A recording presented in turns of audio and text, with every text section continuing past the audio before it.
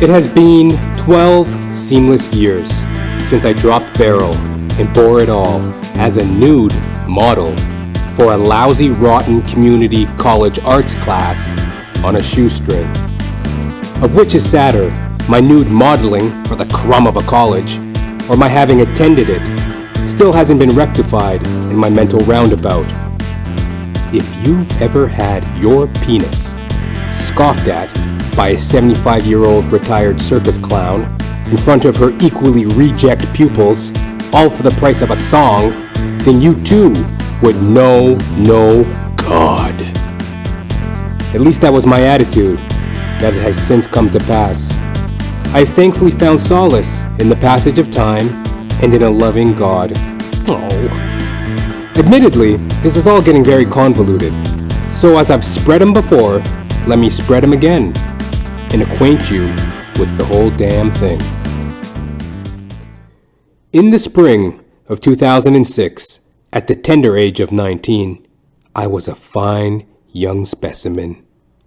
Having beefed up for a shirtless role in a hit college theatrical production, and my graduation inching its way around the corner, there was somewhat of a manly glow about me. I think most people would have said that. It wasn't entirely surprising, therefore, that Anne, the retired circus clown turned school marm, approached me with her sordid request.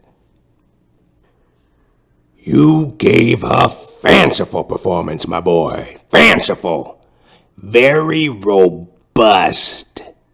She cajoled, having pinned me betwixt a water fountain and a vending machine in her electric wheelchair. Her arresting voice seemed to stretch endlessly throughout the campus hallway. Thanks, I managed to squeak. Her thirsty eyes hung on me in a full, pregnant hush. Yes, quite fetching. Reminds me of my days under the high top when I clowned professionally. One of my guilty indulgences has always been to watch a young performer really find himself in the circus. She seemed to forget that we weren't in the circus, and that I was standing there in a gape-mouthed horror. Yes, before the halls of academia called me to teach the art of theatrical production, I cut my teeth as a top-billed circus clown. I played all the premiere carnivals. She began listing off her clown credits without the slightest regard for my consternation at this verbal flogging. That's when she sprang it on me. So, having been shot out of a cannon for what felt like the millionth time, I grew wearisome of these circus pedants who write those clumsy midway reviews. Bunch of hogwash. That's when I began my tenure as a theater prod master. Say, have you ever considered nude modeling? You know, being sketched in the buff. She raised the matter rather cavalierly, the old carny spirit having not been lost on her. Well, I answered. Don't be silly, darling. You're a natural. Now, I'm conducting a sketch class next Friday, and you're getting top billing. I want to see you there in your birthday jammies, and I shan't take no for an answer. Having worked her gypsy charms on me, she reversed on a dime in her electric wheelchair and sped off. You're not actually going to go through with this, are you? My girlfriend at the time cautioned, the afternoon of my big debut. It had been a week of sleepless nights until this point, and I was more than ready to get the hell on with the bloody thing. Duty calls me, my angel, I said, while cinching a beach towel around my waist and stepping into a pair of fuzzy slippers. There is something that plays to the depths of the jokester's soul that loved ones and plutocrats never quite seem to understand. As novice to the naked parading game, I hadn't budgeted for the trip from dressing room to stage.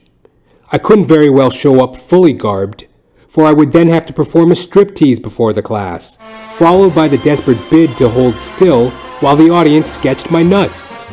Then again, I couldn't show up fully dismantled, for aside from jail, what institution allows for the untamed wanderings of the naked black man?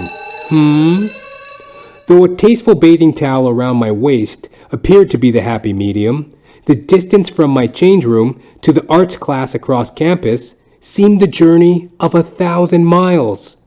I bore my head down and walked with a steely determination towards the classroom. As steely as one can walk with their asshole half hanging out. You know. Approaching the classroom door, I spotted my predecessor, a young drip of a man in a quilted robe and thong-toed sandals. Break a leg, he said at a almost whisper, sending a chill running down my spine. Had I the smarts, I'd have broken both my legs and slinked out of this whole ordeal. I drew in a final breath of innocence and crept through the doorway. The room was shrouded in murky darkness, the silhouettes of eager students made visible by the cascading off-glow of a single spotlight. Did you find the place okay? The retired clown's voice punched out at me. Yes, I squeaked, stepping into the light at the front of the classroom. Fine. Now lose the towel. At the master's decree, I was in orbit. Humankind shares the immortal nightmare of standing before a classroom, naked on the altar. That only being the fear of dreams, what hellish reality I had landed upon, I dare not say. I played it nonchalant, pretending I was just playing a friendly game of doctor. I even cracked a King Kong joke, referencing an old Will Ferrell SNL gag, which was ill-received by my public. A silence fell upon the class. That's when I noticed it. Anne, the retired circus clown, a look of dissatisfaction spread across her face as she stared at my pubic region. I looked down.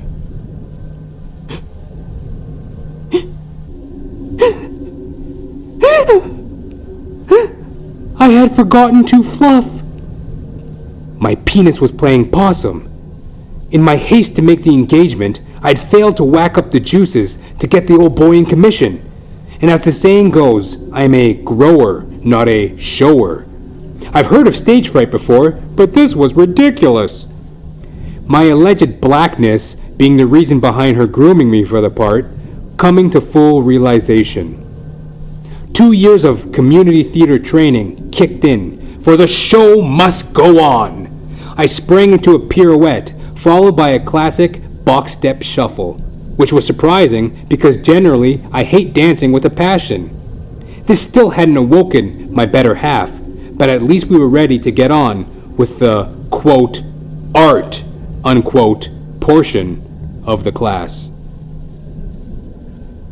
Okay, now put your arms up and twist your gams this away, she instructed, the feverish scribble of pencils egging me on.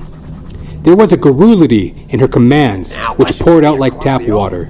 She had me flitting about, striking every pose imaginable. Kate Winslet didn't have to work half as hard for Titanic, and she got the Oscar nom. She was working me all right. I was just starting to get the hang of things when her crotchety voice swam up again. The check's in the mail. Now, being a disgruntled performer / degenerate alcoholic the majority of my life, this mean-spirited little dig didn't quite penetrate me at the time. I gave the room a final look at my cock, then hit the showers. A few months had passed, and the stench of the affair was beginning to air out. I was working at a liquor store, go figure, when a shying cuckold of a man slunk up to my counter. Hi, it's me, Jimmy. I was one of the art students, given the pleasure of seeing you work. I live in the area, and I thought I saw a familiar form working in here.